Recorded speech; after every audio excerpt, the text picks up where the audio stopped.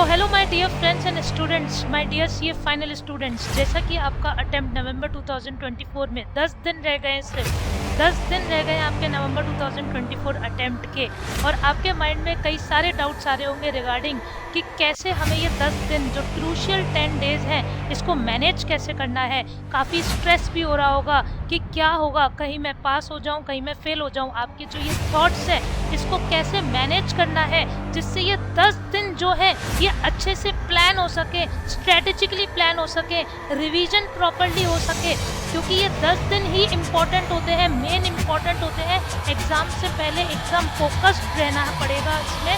तो आपके माइंड में जो भी थॉट्स आ रहे हैं ये 10 दिन से रिलेटेड, वो हम इस वीडियो में डिस्कस करने जा रहे हैं।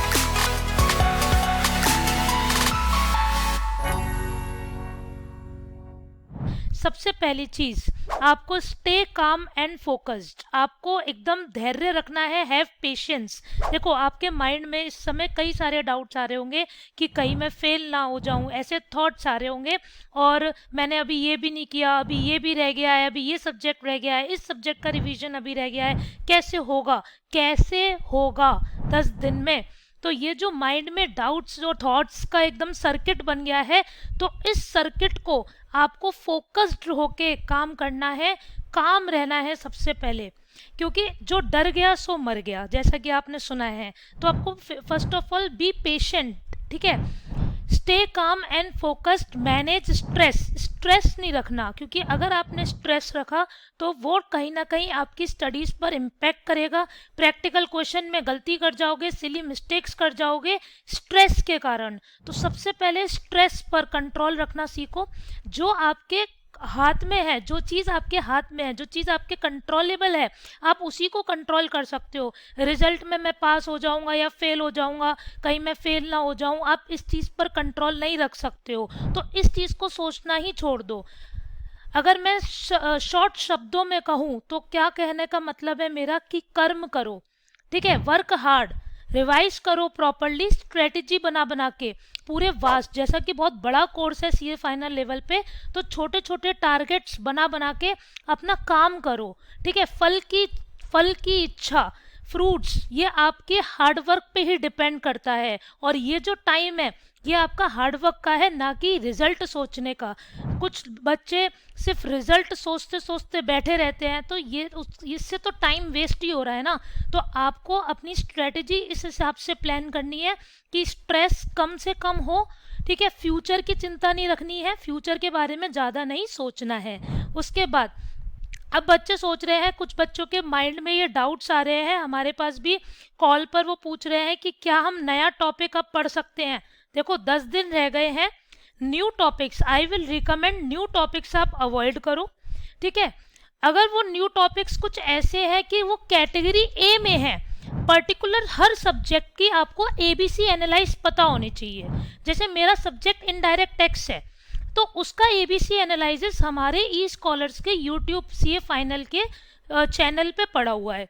तो अगर आपको कैटेगरी ए चैप्टर्स पता है और उसमें से कोई टॉपिक्स रह गए हैं, तो वो भले ही आप कैसे भी करके कवर कर लो, लेकिन कैटेगरी बी सी के नए टॉपिक्स अगर आपने पढ़े नहीं है, आप उनको अवॉइड कर दो। कैटेगरी ए का रिवीजन करना बहुत इंपॉर्टेंट है, ना कि कैटेगरी इस टाइम पे कैटेगरी सी, कैटेगरी बी के नए टॉपिक्स उठाने के बजाय, ठीक है। Focus on revising what you have already studied, समझ आया। तो कैटेगरी ए आपने अच्छे से पढ़ा होना चाहिए हर सब्जेक्ट का। उसके बाद अगर हम बात करें टॉक अबाउट स्ट्रेस, देखो अगर आपके माइंड में स्ट्रेस हो रहा है, जो बच्चों के कई मल्टीपल अटेम्प्ट्स लग गए हैं, तो वो लोग अपने स्ट्रेस के बारे में बात करें। जितना ज़्यादा आप बात करोगे सपोर्टिव पर्सन से, और मैं सपोर्टिव पर्सन्स, पेरेंट्स या बहुत क्लोज फ्रेंड्स, ठीक है, उनसे जितना आप बात करोगे इस टाइम पे, तो आपका स्ट्रेस कंट्रोल में रहेगा। तो अपनी एंजाइटी सपोर्टिव पीपल से बात करो। आप लोग हमको भी कॉल रीच कर सकते हो अब हमारे डाउट सेक्शंस में। अगर आपको कहीं माइंड में स्ट्रेस आ रहा है कि ऐसा ना हो जाए, वैसा ना हो जाए, तो आप शेयर करो, हम आपको मोटिवेट डेफिनेटली विल प्रोवाइड। आप कमेंट कर सकते हो यूट्यूब वीडियो पर भी। उसके बाद let go of the past. देखो बच्चे लोग जो पढ़ते हैं इस टाइम पे 10 दिन, वो पास्ट की ज़्यादा सोच रहे होते हैं या फ्यूचर की सोच रहे होते हैं। तो बेटा पास्ट में जो गलतियां कर दी, कुछ सोच रहे होंगे अरे काश मैं क्लास ढंग से ले लेता, काश मैं क्लास टाइम पे ले लेता, काश मैंने क्लास सीरियस तरीके से ली होती, काश ये टॉपिक मैं कर लेता, तो अब तो सिर्फ 10 दिन बचे हैं, ये टॉपिक तो मुझे छोड़ के जाना पड़ेगा। तो ये जो पास्ट के बारे में बात है ना, जो पास्ट ट्रैक है इसको भूल ही जाओ, बिल्कुल डिलीट डिलीट द पास्ट, ठीक है। और फ्यूचर की चिंता रखो मत कि फ्यूचर में हम कहीं फेल ना हो जाए, ठीक है। प्रेजेंट, आज का दिन, जो आज का दिन है, आज जो सेट कर रखा है कि ये रिवाइज करना है, ये टेस्ट सीरीज मुझे कमिंग 1 या 2 दिन में देनी है, उस पर ही फोकस करो ओनली। उसके बाद फिजिकल एंड मेंटल हेल्थ आपकी बहुत सही होनी चाहिए, ठीक है। Physical and mental health, exercise करो, मेडिटेट करो, प्रॉपर रेस्ट, ये नहीं कि आप सो ही नहीं, स्लीप प्रॉपर 7 घंटे की कम से कम स्लीप होनी चाहिए। पता चला एग्ज़ाम का दिन आया और आपकी फिजिकल हेल्थ या मेंटल हेल्थ ही स्टेबल नहीं है, तो एग्ज़ाम पेपर लिखोगे कैसे, ठीक है। तो फिजिकल एंड मेंटल हेल्थ अच्छी होनी चाहिए। एक एग्ज़ाम का स्केड्यूल भी फॉलो करना, माने इसका क्या मतलब है कि आप जो टेस्ट सीरीज दो, जो आप मॉक टेस्ट पेपर अटेम्प्ट करो, उसको प्रॉपर एग्ज़ाम के फॉर्म में, जो एग्ज़ाम की टाइमिंग होती है, एग्ज़ाम जब देने जाते हैं उसकी जो टाइमिंग होती है, उस टाइमिंग में घड़ी लगा के एकदम स्टॉप वॉच रख के आप वो एग्ज़ाम का पेपर सॉल्व करो। एक एग्ज़ाम का माहौल देना और ऐसा पैटर्न करना कि एक दिन में मेरा कोर्स रिवाइज हो रहा है या नहीं हो रहा, ठीक है। तो एग्ज़ाम स्केड्यूल फॉलो करके देखना, एक बार मॉक मिमिक करना, मॉक ड्रिल करना एग्ज़ाम्स डे की। उसके बाद अवॉइड फेस्टिविटीज़, देखो दिवाली हर साल आएगी, बट आप सीए अगर एक बार निकल गए तो बढ़िया है, अटेम्प्ट पे अटेम्प्ट नहीं लगने चाहिए, ठीक है।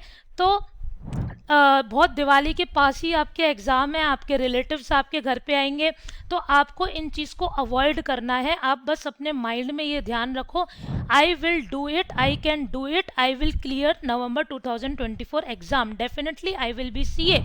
और नेक्स्ट दिवाली आप एज सीए सेलिब्रेट करो, तो ये हम चाहेंगे। तो आई होप आपको माइंड में एकदम मोटिवेशन मिला होगा, क्लैरिटी मिली होगी कैसे ये 10 दिन प्लान करने हैं आपको एग्ज़ाम के लिए। Thank you and regards.